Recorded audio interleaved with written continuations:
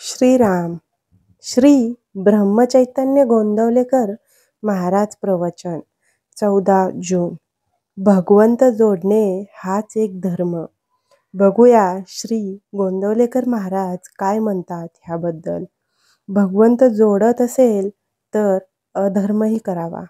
भगवंत जोडणे हा एक धर्म. अभिमानाने कोणतेही कृत्य केले तर ते नाही भगवंताला पोचत.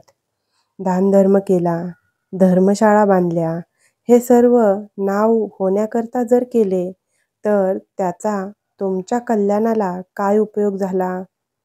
भगवंत जवळ न येता त्यामुळे अभिमान मात्र वाढतो. बाभळीची झाडे लावली तर त्यांना आंबे कसे येतील? मीपणाने केलेले काही काम नाही उपयोगी पडत. शरणबुद्धीने केलेले काम हाच खरा धर्म. मी भगवंताच्या हातचे बाहुले आहे असे समजावे. राम करता असे मानावे. म्हणजे देवाजवळ शरणबुद्धी धरावी. भगवंताची निष्ठा कोणत्याही वयात आणि कोणत्याही अवस्थेत वाढवता येते.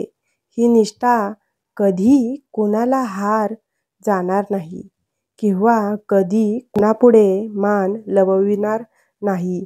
एकदा भगवंतावर पूर्ण निष्ठा ठेवल्यावर मग काळजीचे कारणच काय? काळजीने कार्याचा नाश होतो आणि कर्तव्याचा विसर पडतो. भगवंतावर श्रद्धा ठेवून प्रयत्न करावा आणि जे फळ मिळेल त्यात समाधान मानावे. व्यवहारात सौख्य कर्तव्याने मिळते तसे परमार्थात सौख्य निष्ठेने मिळते. परमार्थ करणाऱ्याला माणसाने कोणाचेही अंतःकरण दुखवू नये. परमार्थ हा लबाड आणि भोंदू माणसाचा नाही, तसा तो बावळ्या माणसाचाही नाही. व्यवहारात कुणाला फसवू नये आणि कशाला भुलू नये. आपले डावपेच किंवा लबाडी लोकांना फसवण्यासाठी नसावी. लोकांकडून न फसण्याइतकेच आपण व्यवहारी असावे. आपल्या हातामध्ये जितका पैसा असेल त्या मानानेच देवघेव करावी. व्यवहाराच्या दृष्टीने देणे न राहील असे वागावे. कोणत्याही परिस्थितीत मी राहीन असे जो म्हणेल त्याला कधीच अडचण पडत नाही. आपण श्रीमंतीचा द्वेष करू नये आणि गरिबांना कमी लेखू नये अशी वृत्ती बनवायला भगवंताची निष्ठा पाहिजे. प्रत्येकाला खायला प्यायला भरपूर मिळाले पाहिजे ही संपत्तीची समान वाटणी होय.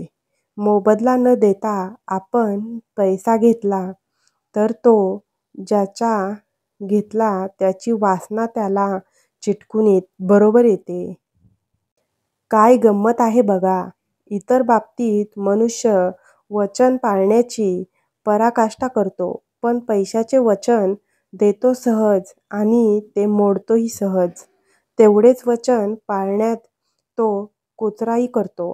पैसा नसून अडते आणि तो असून नडते, अशी आपली परिस्थिती आहे.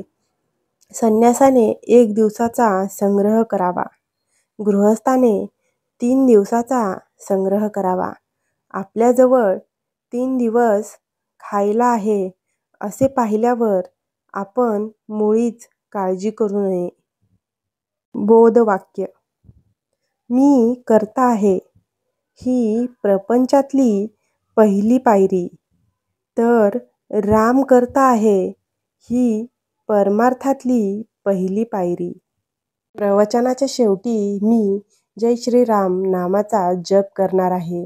जय श्रीराम, जय श्रीराम, जय श्रीराम, जय श्रीराम, जय श्रीराम, जय श्रीराम, जय श्रीराम, जय श्रीराम, जय श्रीराम, जय श्रीराम, जय श्रीराम. रामाच्या चरणी नमन करून मी आचरणाचा शेवट करते. धन्यवाद.